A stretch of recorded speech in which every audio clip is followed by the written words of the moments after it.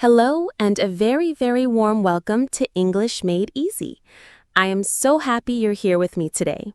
For those of you who are new, our mission on this channel is simple. We want to help you learn English in the simplest and most natural way possible.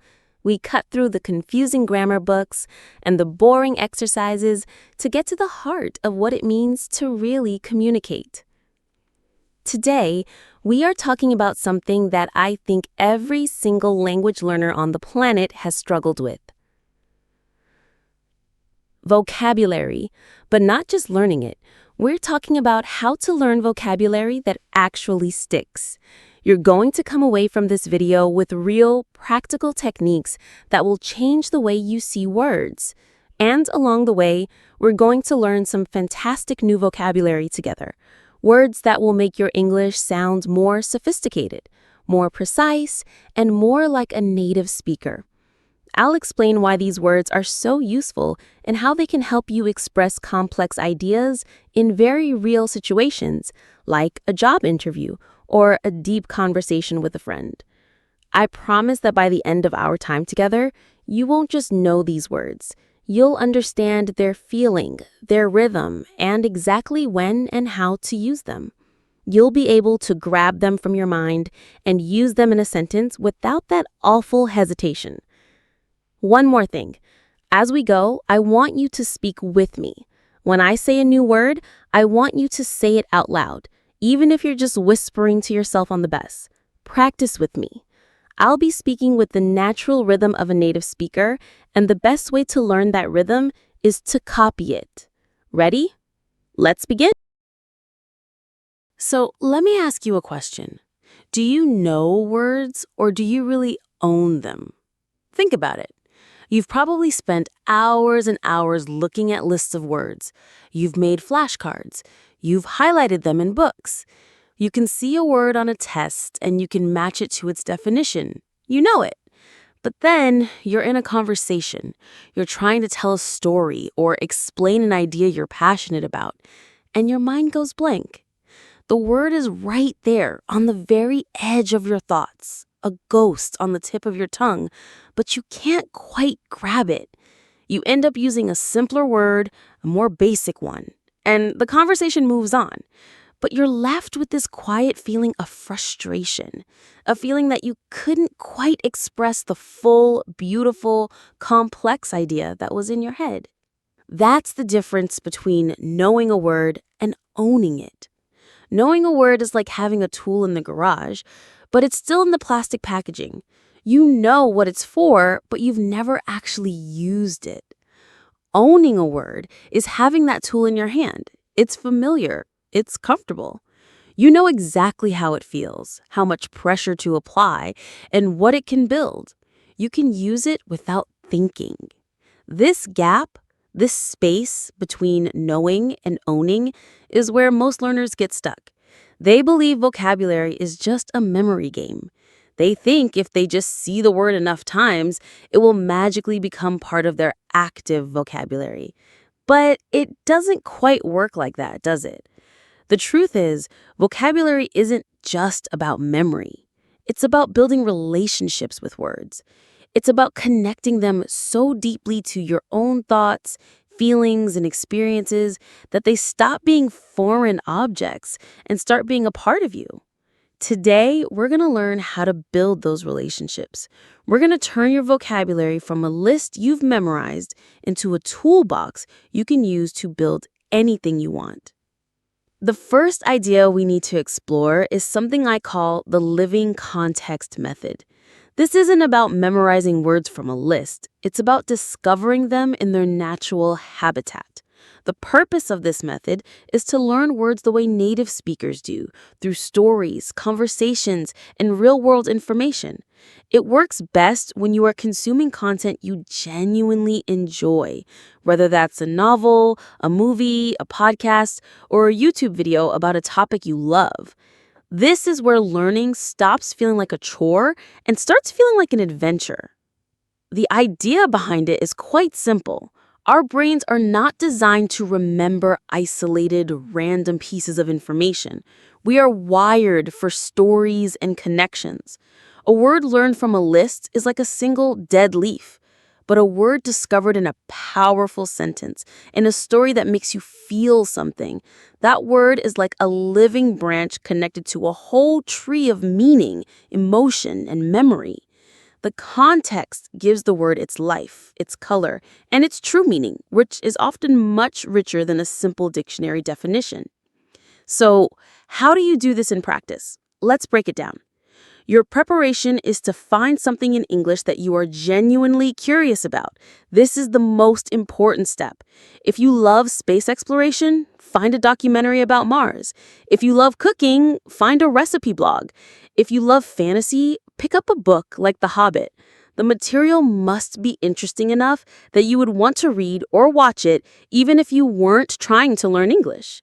You also need a simple way to take notes, a notebook, a document on your computer, anything. Now for the introduction. Before you start, tell yourself, I am not here to understand every single word. I am here to enjoy the story and look for interesting new words. This mindset is crucial. It takes the pressure off. You're not hunting for vocabulary. You're a detective noticing clues as you go along. Then you begin. As you read or listen, you just let the language flow over you. Don't stop for every word you don't know. That will kill your momentum and your enjoyment. Instead, you wait for a word that either appears multiple times or seems really important to the meaning of a sentence or just sounds interesting to you. When you find one, you don't immediately run to the dictionary. First, you try to guess its meaning from the context. What is happening in the story? What is the mood? What do the other words in the sentence tell you? This act of guessing is a powerful learning tool. Let's imagine you're reading an article about modern city life, and it says, smartphones have become a ubiquitous part of our daily existence. Now, that's a great word, ubiquitous. Let's practice saying it. Ubiquitous. Ubiquitous. The stress is on that second syllable, bic. Ubiquitous. Say it with me. Ubiquitous. This word simply means present, appearing, or found everywhere. It's like the word common or everywhere, but it has a more formal and powerful feel. The air we breathe is ubiquitous. In today's world, as the sentence says, smartphones are ubiquitous. After you've guessed, you can look it up to confirm. Then, in your notebook, you don't just write the word and its definition. That's the old way. Instead, you write down the entire sentence from the article. Smartphones have become a ubiquitous part of our daily existence. Why? Because this sentence is your anchor. It holds the memory of your discovery.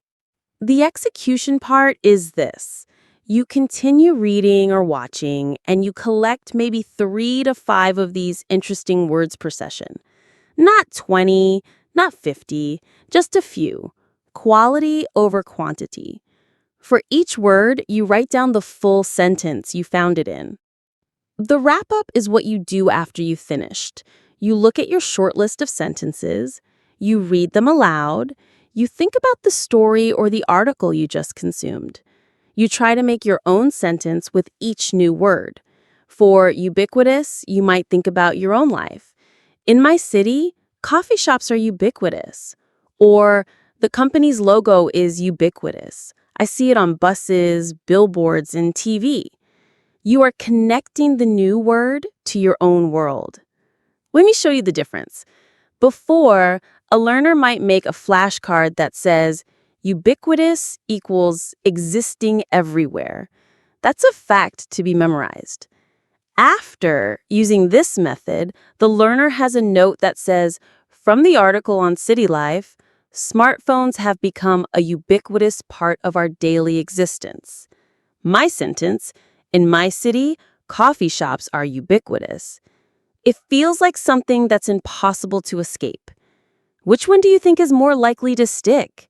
The second one connects to a story, a personal observation, and a feeling. The great advantage of this method is that it's natural and enjoyable. You're learning the language by using it for its real purpose, to get information and enjoy stories. It also teaches you the nuance of a word, the subtle feeling or idea it carries that a simple definition can't capture. You learn which words are formal, which are casual, which are poetic. Of course, there are challenges. This method can feel slow. You won't learn 50 words in a day. You have to be patient. It also requires a certain level of English to begin with because you need to be able to understand the general meaning of the text to guess the words within it. And sometimes you might guess the meaning of a word incorrectly. That's why the final step of checking a dictionary is still important. A little tip for success here is to be curious. When you look up a word, don't just read the first definition. Look at the other meanings. Look at the example sentences. See what prepositions it's often used with. Is it a noun, a verb, an adjective? Spend a minute or two getting to know the word like you're meeting a new person. This deepens the relationship. This whole process reinforces the key benefit. You aren't just memorizing definitions, you are acquiring words in their living, breathing context, which makes them infinitely more memorable and useful. This leads us to a more structured approach, one that many of you might be familiar with, but perhaps we can look at it in a new light. This is the technique of active recall and spaced repetition. Now, this sounds very scientific, but the idea is actually quite personal and human. This is the art of deliberately remembering. Its purpose is to take the words you've discovered and systematically move them from your short-term memory into your long-term memory.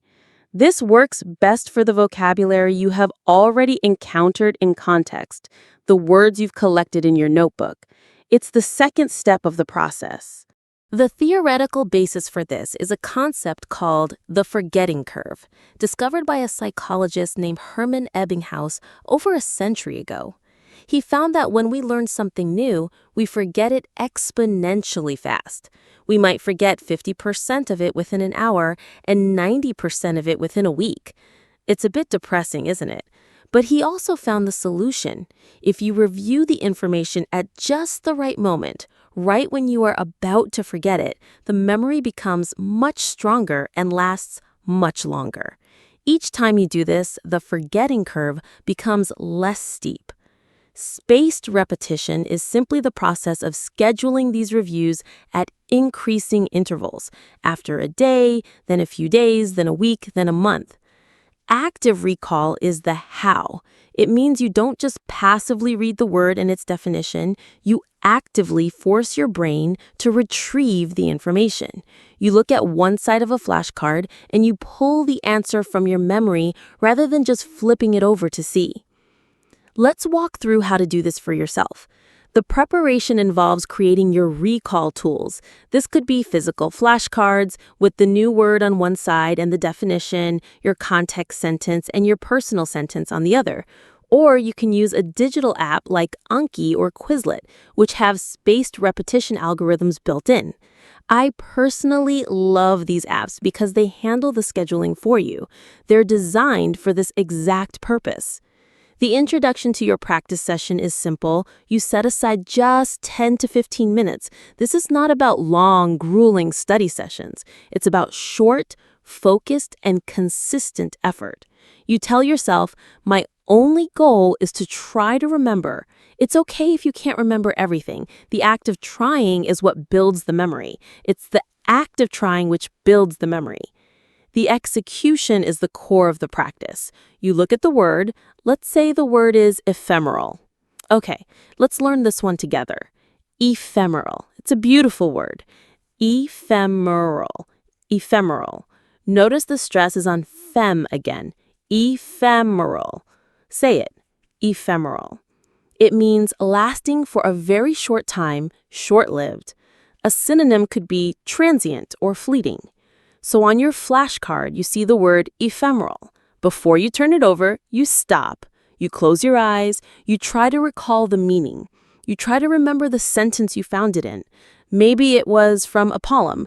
Her happiness was ephemeral, like a dream upon waking.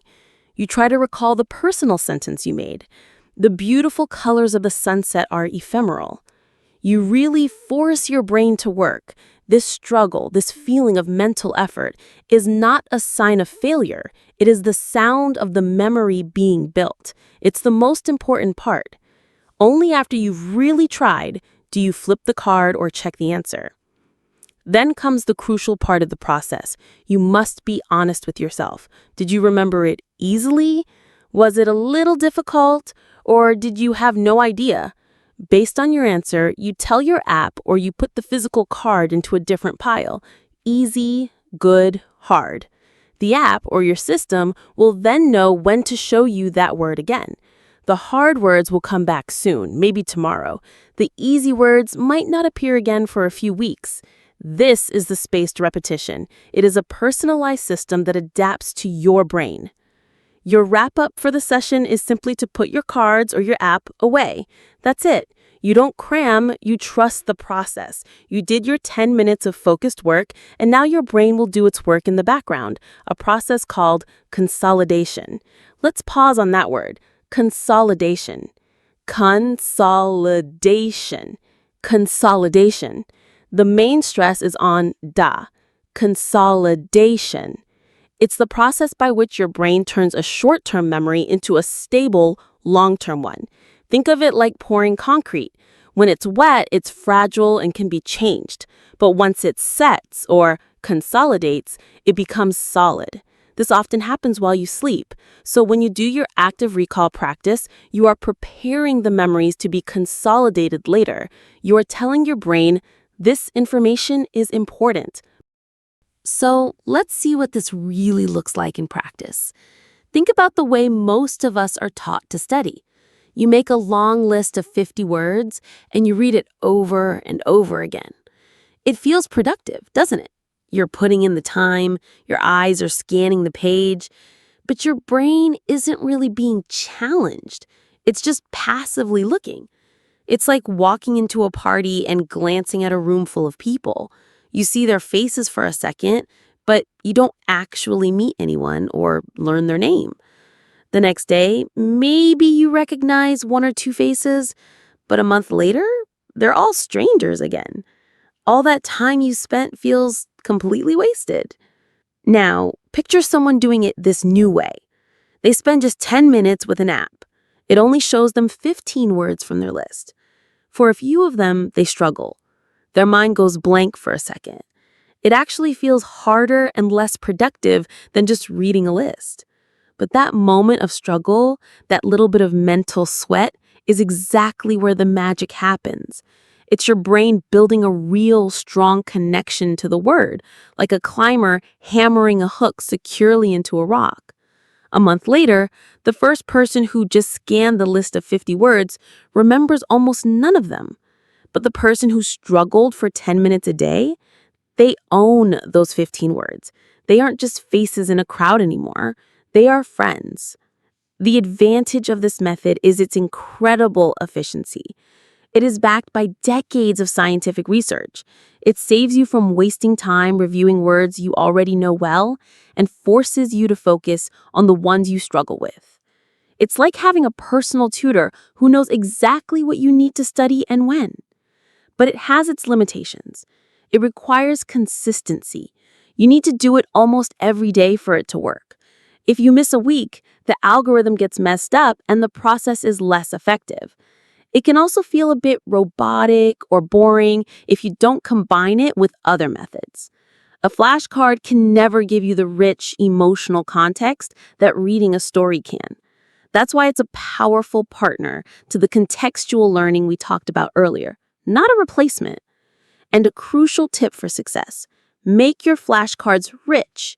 Don't just put a single word definition.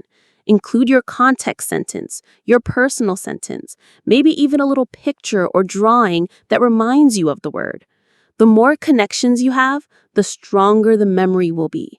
You are not just memorizing a fact. You are strengthening the relationship you built when you first discovered the word.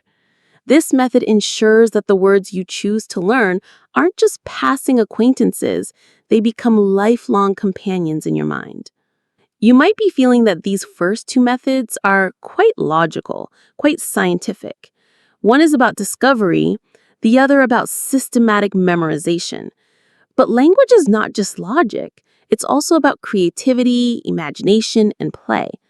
This brings us to our third technique, a beautiful one, the power of association.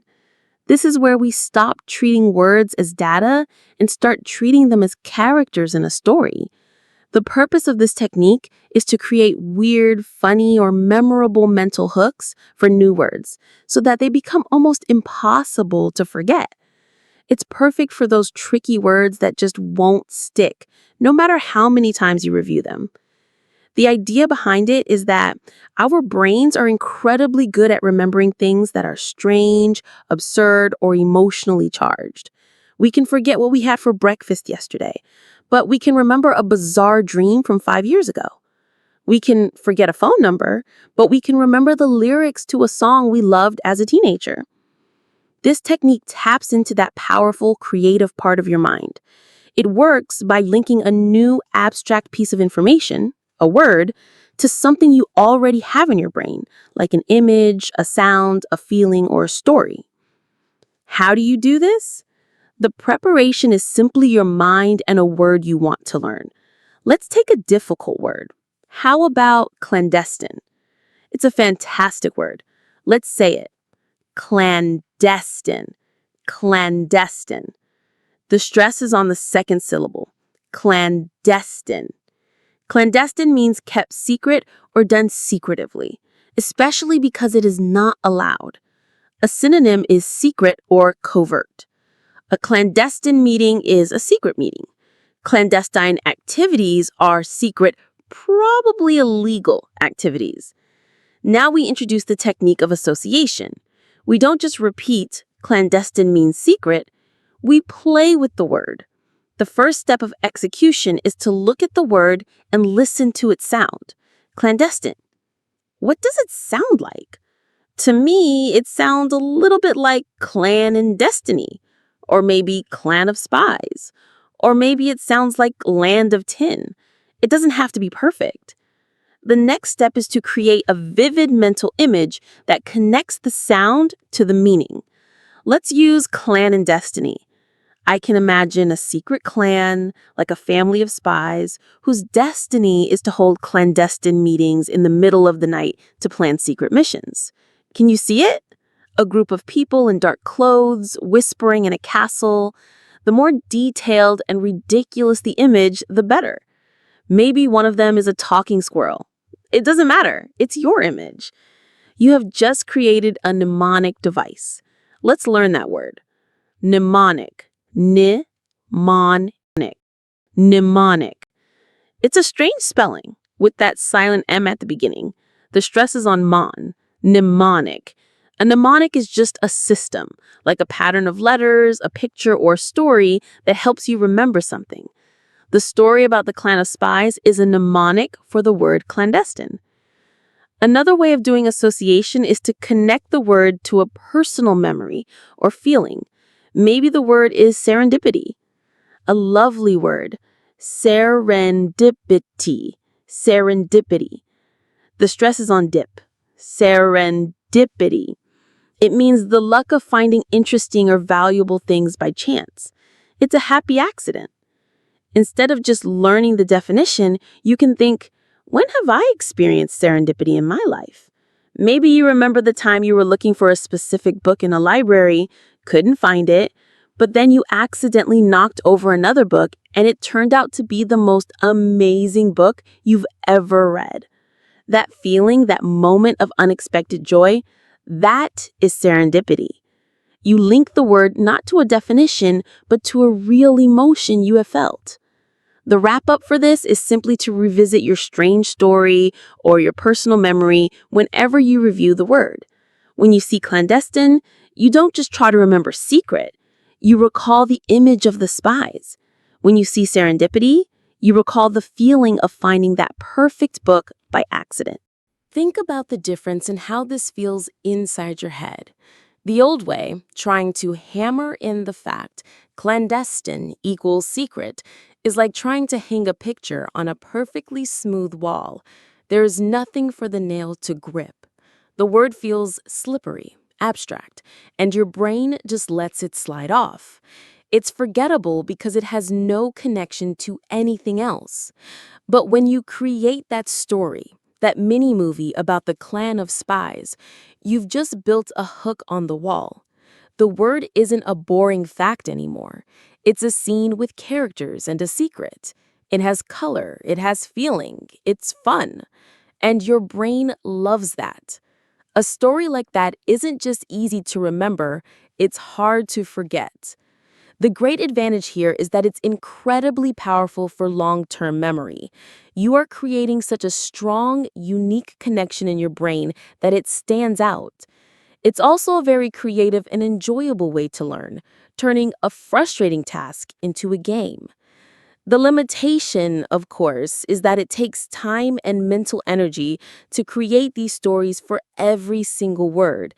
It's not practical for learning hundreds of words a week. That's why this technique is best saved for those stubborn words that you keep forgetting. It's your secret weapon. It can also be very personal. The story that works for me might not work for you. You have to be willing to be a little silly and creative. A tip for success is not to be afraid of being weird. The stranger and more vivid the image, the more likely you are to remember it.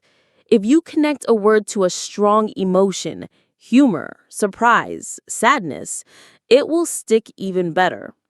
This method reminds us that learning is not a purely intellectual activity. It is also an emotional and imaginative one. You are not just filing away information, you are weaving words into the fabric of your own mind. We've talked about discovering words in context, cementing them with recall, and hooking them with creative associations. But there's a final, crucial step. You can do all of these things perfectly, but if you miss this last one, you will still feel that gap between knowing and owning. This final technique is deliberate production. It's the bridge from passive knowledge to active skill. The purpose of this is to move words from your input brain, the part that understands when you read or listen, to your output brain, the part that produces language when you speak or write. It's about using the words, actually physically using them. This is where you truly start to own them. It works best once you have a good understanding of a word's meaning and feel from the other techniques. The theory behind this is simple. The more you retrieve and use a piece of information, the easier it becomes to retrieve and use it in the future. It's like forging a path in the forest. The first time you walk it, it's difficult. You have to push through branches and watch your step. But if you walk that same path every day, soon it becomes clear and easy to travel. Speaking or writing with the new word is like walking that path. Each time you do it, you make the neural pathway in your brain stronger and faster. So, how do we practice this? Your preparation is to choose just 2 or 3 of the words you've been learning, your target words for the day or the week. You can't actively practice using 20 words at once. It's too much. You have to be focused and intentional. Let's say our target words are assiduous and elucidate. Let's quickly learn them. Assiduous. Assiduous. Assiduous. The stress is on sid. Assiduous. It means showing great care and perseverance. Someone who is assiduous is very hardworking and pays attention to detail. A synonym is diligent or meticulous. And elucidate. Elucidate. Elucidate. This is a verb that means to make something clear, to explain. It's a more formal way of saying explain. So you have your target words. The introduction for yourself is a challenge. Today, I will find a way to use the words assiduous and elucidate in speaking or writing. You are setting a clear, achievable goal. The execution can take many forms. One of the best ways is structured journaling. You can give yourself a prompt. For example, Write 3 paragraphs about the most hardworking student you know. In this context, it would be natural to use the word assiduous. You can write, "My friend Maria is the most assiduous student I have ever met. She studies for hours every day, and her notes are incredibly detailed." You have now used the word in a meaningful context that you created. Another way is to practice speaking. You can do this by yourself. It might feel strange at first, but it is incredibly effective. You can take your prompt and just talk about it for 1 minute. "I want to tell you about my friend. Maria is so assiduous." Or you can find a language exchange partner online and make it a goal to use your target words in the conversation. You could say, "I'm working on a difficult project at work. Could you elucidate this part of the report for me? I don't quite understand it." Using it in a real conversation is the ultimate test. The key is that it must be deliberate. You are consciously deciding to use the word. At first, it will feel slow and unnatural. You will have to pause and think. This is normal. This is the feeling of forging that new path in the forest. The wrap-up is to reflect on your usage. How did it feel to use the word? Did it sound natural in your sentence? You can even check your written sentences with a native speaker or tool like Grammarly to make sure your usage was correct. This feedback is incredibly valuable. So what's the real shift here? Before, assiduous is a word you'd recognize on a test. You know its definition. But would you ever say it in a conversation? Probably not. It lives behind a glass wall in your mind. You can see it, but you can't actually use it. It doesn't feel like your word. But after you write that sentence about your friend, after you hear your own voice say the word, you've broken the glass. You now have a real personal memory tied to that word, not a memory of its definition, but a memory of you producing it. That changes everything. The next time you're talking about someone dedicated and hardworking, your brain doesn't just think of the simple words. It also remembers, hey, remember that time we used assiduous? It fit perfectly. Let's use it again. It's finally moved from being a word you know to a word you own. The advantage of this is obvious. It is the most direct way to build your active, usable vocabulary. It builds confidence like nothing else.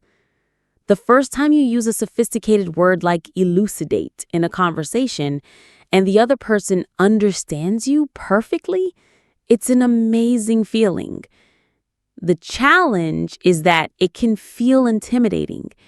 You might be afraid of using the word incorrectly, of sounding unnatural or pretentious.